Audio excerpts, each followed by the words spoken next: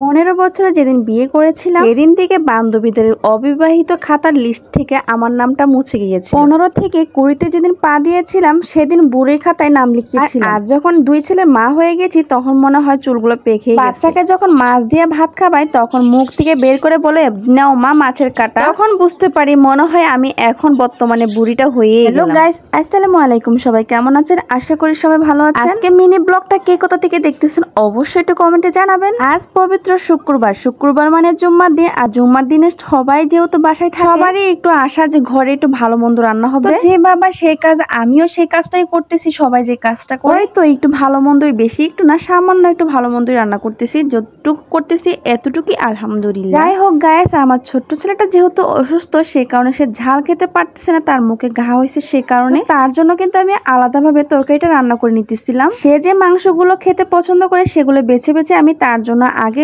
মাংসগুলো বসিয়ে দিলাম। তার জন্য কিন্তু আমি বিরিয়ানি রান্না করতেছি, তবে আমি এখানে চালগুলো দিব না। চাল ছাড়া শুধু মাংসটা আমি কষিয়ে তার জন্য আমি উঠিয়ে রাখবো। এই তো গাইস, আপনারা তো দেখতেই বুঝতে পারতেছেন আমি কি পরিমাণ মশলা দিতেছি। মরিচ একদমই দিব না, কারণ আমার ছেলের যেহেতু মুখে ঘা হয়েছে। কোনোরকম ভাবে হলুদের গুঁড়া আর বিরিয়ানির প্যাকেট থেকে সামান্য একটু মশলা দিয়ে এই তো কাঁচা মশলাগুলো বাটাগুলো দিয়ে আমি তারপরে আমার ছেলের জন্য তরকারিটা রান্না করে নিই। যাই হোক, আমার ছেলের তরকারিটা যখন হয়ে গেছে এখন আমাদের জন্য বিরিয়ানি রান্না করার জন্য আমি পেঁয়াজগুলো একটু সামান্য বেরেস্তার মতো করে নিয়েছিলাম। বলতেছি সামান্য, কিন্তু বেরেস্তাগুলো কিন্তু অনেক সুন্দর লাল লাল হয়েছিল। এই তো বাটা মশলাগুলো দিয়ে আর ফ্রিজে কাঁচা মরিচ আমি কিন্তু ভাপ দিয়ে অনেক আগে রেখে দিয়েছিলাম, সেগুলো দিয়ে দিলাম। বিরিয়ানি প্যাকেট একটা পুরোটাই দিয়ে দিলাম। এরপরে গুঁড়া মশলা হালকা হালকা করে দিয়ে দিলাম আর সামান্য কিছু আলু দিয়ে দিয়েছিলাম। আমি মুরগির গোস্তগুলো একটু ছোট ছোট করে নিয়েছি। যাই হোক, মুরগির মাংস আর আলুগুলো কিন্তু কষে নিতেছি আমি পানি ছাড়া।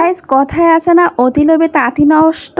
আমার দশা সেম এটাই হয়েছিল। বিয়ের আগে ভাবতাম যে আমার যখন বিয়ে হয়ে যাবে তখন আমি কত স্বাধীনভাবে চলাফেরা করবো। স্বামীকে নিয়ে ঘুরতে যাব, স্বামীকে নিয়ে শপিং করতে যাব, স্বামীকে নিয়ে পার্কে যাব। তো গাইস, সম্পূর্ণ আমার শেষ, কিচ্ছু হয় না গাইস, সম্পূর্ণটাই আলাদা। আমি বিয়ের আগে ভাবতাম একটা আর বিয়ের পর হয়েছে আর। এই তো সবকিছু ঘেটে ঘটে আমার কিপটা জামাই খিচুড়ি করে দিয়েছে। যাই হোক গাইস, এরই মধ্যে কিন্তু আমার মাংসটা কষানো হয়ে গিয়েছিল। তারপরে আমি কিন্তু পোলাও চালগুলো দিয়ে দিলাম। এরপরে আমার স্বপ্নের মধ্যে যেরকম পানি ঢেলে দিয়েছিল আমার কিপটা জামাই ভাবে আমিও কিন্তু পোলাও চাল আর মাংসটা কষিয়ে পানিগুলো দিয়ে দিলাম। আমার কাছে কিন্তু দই ছিল না, সেই কারণে আমি 1 প্যাকেট গুঁড়া দুধ আর একটা লেবু দিয়ে দিয়েছি। যাই হোক গাইস, একটু ঢংমং করতে করতে কিন্তু আমার এদিকে বিরিয়ানি রান্নাটা কিন্তু হয়ে গেছে। বিরিয়ানিটা কিন্তু মাশাআল্লাহ অনেক সুন্দর ঝরঝরা হয়েছে। কেন জানি না, বিরিয়ানি রান্নাটা কিন্তু আমি অনেক ভালোই পারি ইদারিং। তবে যাই পাই না কেন আস্তে আস্তে কিন্তু আমি বুড়ি হয়ে যাচ্ছি, এটা অবশ্যই আমার মানতে হবে। এরপর কথায় কথায় বলতাম আমি এখন বুড়ি হয়ে গেছি।